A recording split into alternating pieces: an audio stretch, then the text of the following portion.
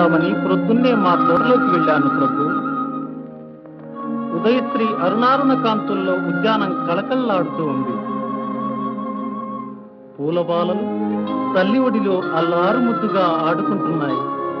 అప్పుడు నేనొక పూల మొక్క కడ నిల్చి చివాలున కొమ్మ వంచి గోరానెడునంతలోన విరులన్నీయు జాలిగా నోళ్ళు విప్పి మా ప్రాణము దీతువాయనొచ్చు